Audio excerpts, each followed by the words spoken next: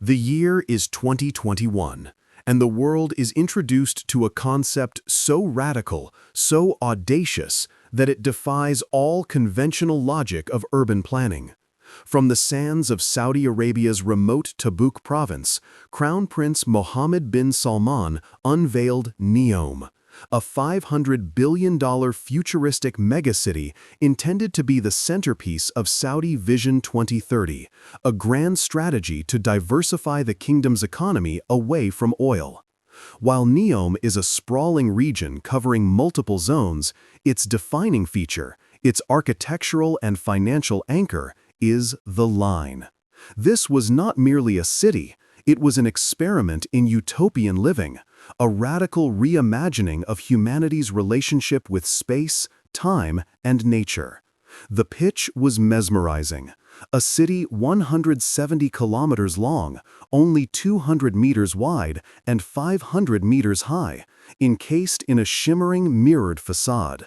This structure, promised to house 9 million people, was to be a beacon of post-carbon life.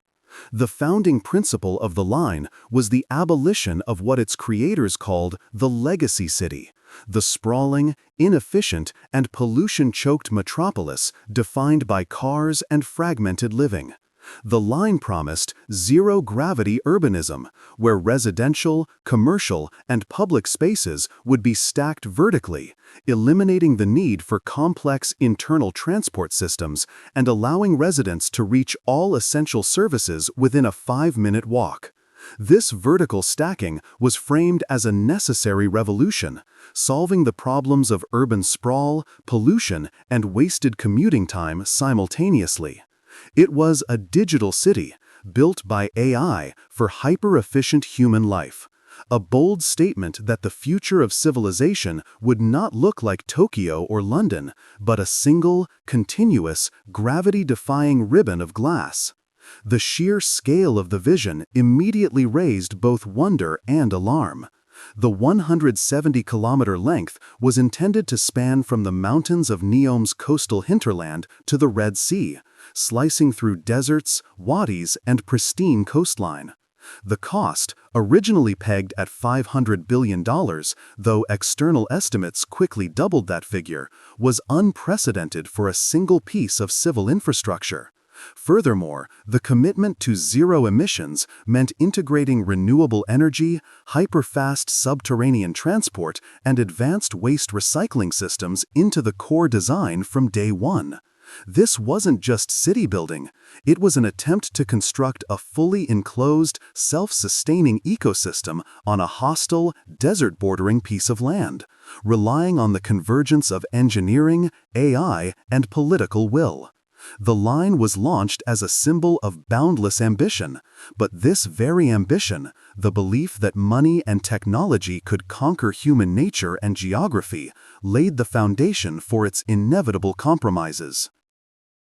The line's design, far from being a purely functional exercise, was deeply philosophical, intended to be a deliberate rejection of history, while simultaneously creating one of the most unique architectural environments on Earth. Its signature element is its monolithic exterior. The entire 170-kilometer length is clad in a mirrored glass facade. This aesthetic choice serves several functions, from protecting the interior environment from the harsh desert sun to making the structure virtually disappear into its environment, reflecting the vast desert and sky. But this reflection is also a powerful metaphor. The city is a projection of Saudi Arabia's future vision, an opaque surface that reveals nothing of the complex life within. The height of the structure, 500 meters, 1,640 feet, transforms the urban environment from a horizontal plane into a sheer, vertical cliff face. This height is greater than the Empire State Building, making the line the tallest occupied structure in the world, albeit stretched impossibly thin. The interior spaces are organized into multiple layers, or modules, meant to replicate the feeling of a natural environment, a perpetual spring climate maintained by ventilation systems and interior landscaping. The vision promised parks, sports fields, and farms integrated directly into the vertical stacks, allowing food to be grown and distributed locally. This concept required radical breakthroughs in engineering to manage enormous stresses, wind loads, and seismic activity across a structure of such length. However, the design inherently created what critics termed the architecture of isolation. A 170-kilometer wall, 500 meters high, creates a permanent, immovable barrier across the landscape. Environmental scientists immediately warned that such a structure would severely disrupt natural migration corridors for birds and animals, effectively bisecting the ecology of the region. Furthermore, the mirrored glass, while visually striking, poses a lethal risk to migrating bird populations, potentially creating a continuous, kilometers-long killing field. For the 9 million inhabitants, the internal environment is entirely controlled, isolated from the outside world, and reliant on sophisticated life support systems. While this promises utopia, it risks creating a sterile, hermetically sealed existence, a luxurious prison where every necessity is provided, but freedom and natural interaction are severely constrained. The line, for all its revolutionary promises, is a closed system built on the assumption that a fully engineered environment is superior to the natural one, a hubristic bet that nature would simply yield to the aesthetic demands of a colossal mirror. The technical core of the line is not steel and glass, but artificial intelligence and data. The city's planners insisted that the line would be the first truly cognitive city, where AI and sensor networks would manage virtually every aspect of daily life, optimizing energy use, transport flows, public security, and even the culinary experiences of its residents. This deep reliance on AI was touted as the key to achieving its ambitious goals of zero traffic and zero wasted time. However, this technological dependency is the project's most profound vulnerability. The line promised that all services and infrastructure would be managed in the background by a continuous data stream, predicting human needs and fulfilling them automatically. This level of pervasive, centralized control requires a massive, complex, and infallible central nervous system.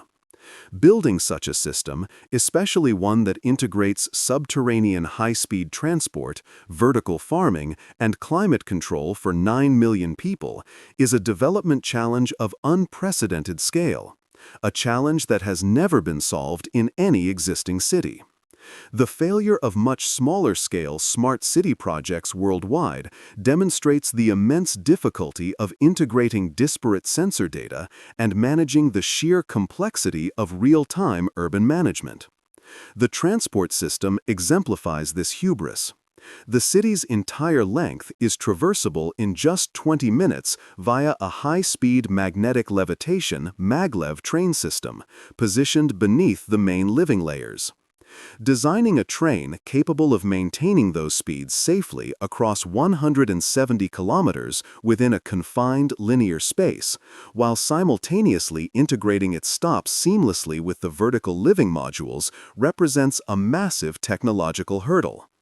Moreover, the reliance on Maglev, a technology prone to high maintenance costs and complexity, assumes perfect operational uptime, a necessary condition when an entire city relies on a single transit artery.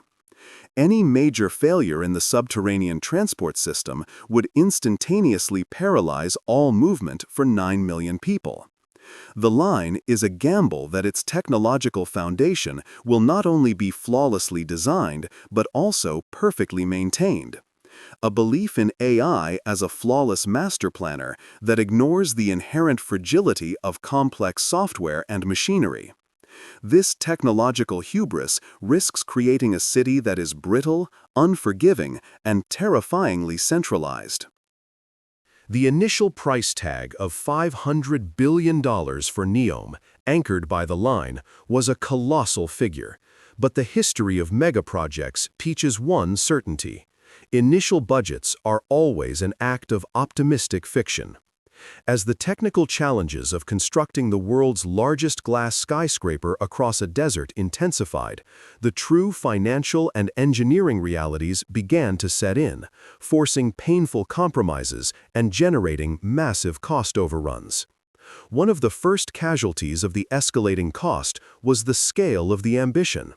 While initially promoted as a 170-kilometer city, reports soon emerged that the immediate goal had been drastically reduced to building only the first 2.4 kilometers, a massive $500 billion experiment confined to a tiny fraction of its original length.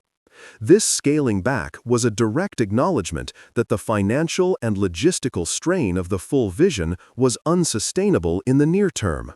The project had, in essence, transformed from a continuous ribbon of life into a monumental, isolated module, severely limiting its ability to achieve the promised benefits of linear, distributed living. The core engineering challenge of construction is rooted in physics. Building a continuous structure 170 kilometers long requires sophisticated engineering to account for the Earth's curvature and thermal expansion. Over such a distance, the surface of the Earth curves by several hundred meters. The structure must be built in massive, articulated modules connected by flexible joints to prevent catastrophic stress fractures from temperature changes and minor seismic shifts. These joints, while necessary, add billions to the construction budget and introduce maintenance headaches across a surface area the size of a small country. The cost of materials, particularly the specialized, ultra-strong steel and mirrored glass required for the 500-meter facade, has multiplied as global supply chain pressures mounted. The constant pressure to cut costs while maintaining the futuristic aesthetic has already led to internal compromises, particularly in the subterranean layers. The utopian promise of seamless, perpetual motion is challenged by the reality of budget lines. These compromises mean the final product will likely be a heavily diluted version of the original concept, a vast, expensive structure that solves none of the fundamental problems of urbanism it was designed to address. The line, therefore, risks becoming a monument to unspent potential and squandered capital, where billions were spent achieving a fraction of the original dream, leaving the final project caught tragically between the promise of a utopian future and the harsh reality of its astronomical price tag. The line is not just a technological and financial blunder. It carries an immense human and political cost that cannot be measured in steel or glass. The land on which NEOM is being built is not empty desert. It is the ancestral home of thousands of people from the Huwaitat tribe who have lived in the Tabuk region for generations. The creation of this utopian city demanded the forced displacement and clearance of these communities, a process carried out with stark brutality, exposing the inherent contradiction between the project's ecological promises and its actual human footprint. The displacement of the Huwaitat people sparked an international outcry. When members of the tribe peacefully refused to vacate their ancestral lands, resisting the government's order to make way for the project's colossal foundations, the response was severe. Reports surfaced of arrests, disappearances, and, critically, the execution of tribal members who refused to comply with the land clearance orders. This violence exposed the grim reality that, for all the talk of a future built on sustainability and human flourishing, the line is ultimately an authoritarian project, where the will of the state and the pursuit of architectural spectacle override human rights and generational land claims. The mirrored facade of the city now symbolically reflects the state's absolute power to erase history in the name of the future. Furthermore, the entire project is intrinsically linked to the political risk associated with Crown Prince Mohammed bin Salman, MBS. The project is his personal vision, a core pillar of his power and legitimacy. While this centralized control has facilitated the rapid mobilization of capital, it also means the project's fate is entirely dependent on the political stability and continuity of the current regime. Any future shift in power or a change in national priorities could instantaneously strip the project of funding and political support, leaving vast, incomplete modules of the city stranded in the desert, a future $500 billion ruin. The line is a geopolitical gamble, a wager that MBS's vision will endure decades of political change and global scrutiny. The project's reliance on foreign investment and expertise also creates a vulnerability to global standards. The controversy over the human rights abuses and the execution of tribal members has led to high-profile figures, including architects and consultants, distancing themselves from the project, citing ethical concerns. This self-inflicted ethical wound not only stains the project's reputation, but makes it harder and more expensive to attract the world-class talent necessary to complete such an unprecedented engineering task. The line, in its quest for a perfect future, began by committing a brutal act of clearance, cementing its status as a project built on deep moral compromise. By the mid-2020s, the physical reality of building the line began to clash violently with the utopian promises made in the initial marketing videos. While the early phase of construction commenced, dominated by massive earthworks and the digging of the high-speed rail tunnel, the gap between the concept art and the execution became stark. The challenge of translating a two-dimensional utopian vision into three-dimensional reality is exposing the project's fundamental unfeasibility. One key dilution of the initial promise involves the population density. The original proposal promised 9 million inhabitants living in a structure only 200 meters wide. This density is necessary to sustain the 5-minute walk vision. However, for a 500-meter tall structure, this requires a continuous, high-volume flow of people in the vertical axis, demanding thousands of high-speed elevators, an engineering problem that is logistically immense and highly prone to failure. Any compromise on density, such as reducing the population target to a more realistic one, instantly undermines the entire logistical model of the city, requiring cars or buses within the structure and negating the zero-traffic promise. The other critical challenge is the climate control.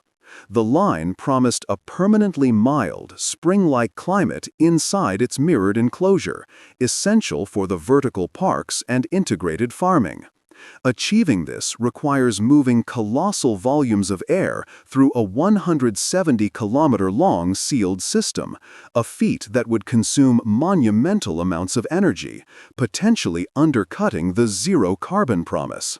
Furthermore, maintaining perfect interior air quality and temperature without generating unacceptable internal wind speeds is an engineering nightmare, often requiring trade-offs between air circulation to prevent stagnation and power consumption. The city risks becoming a high-maintenance terrarium, where the slightest failure in the climate control system could turn sections of the internal environment into scorching, uninhabitable zones.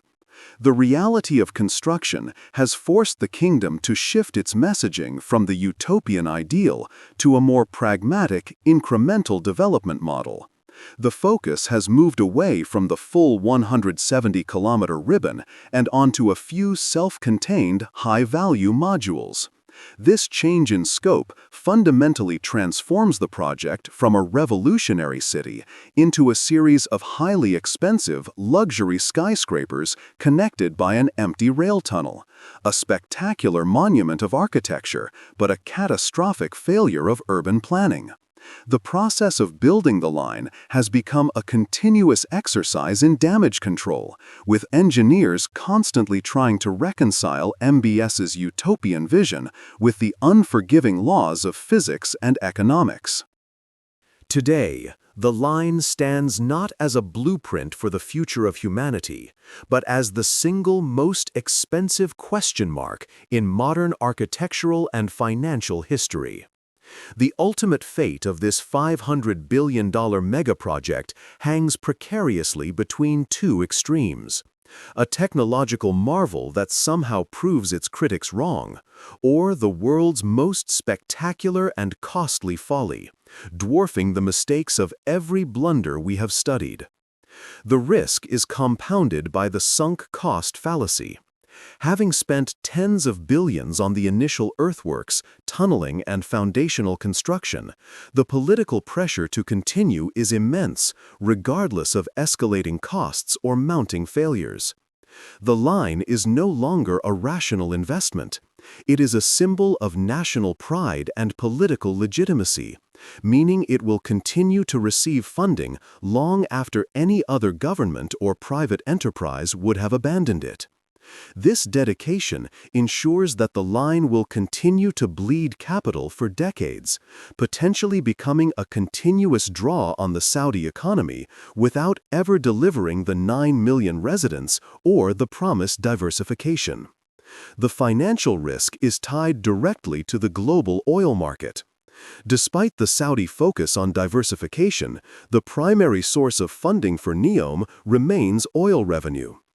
Any significant, sustained drop in the price of crude oil could instantly cripple the project, leaving vast sections of the city as concrete skeletons in the desert, creating a ghost city on a scale never before witnessed, a monument to petrodollar excess that ran out of money before it found its first resident. The line is the ultimate billion-dollar blunder, because its failure would be total and unrecoverable. It is a single, centralized system.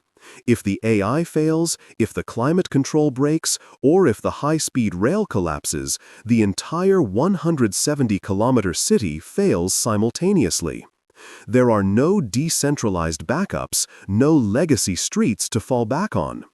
It is a breathtaking, arrogant commitment to a perfect solution that, if even slightly flawed, could cost trillions and leave behind a permanent, uninhabitable scar on the landscape. The line is the ultimate example of what happens when a government, armed with limitless capital, believes it can successfully engineer a perfect society. It is a project where the only certainty is that the price of failure will be measured not in billions, but in the reputation and resources of an entire nation. Don't miss the next blunder. If the story of political ambition and colossal risk fascinated you, hit the subscribe button below and ring that notification bell. We dive deep into catastrophic failures every week. Which colossal project should we investigate next? Tell us in the comments. Until then, thank you for exploring the price of a perfect future with us.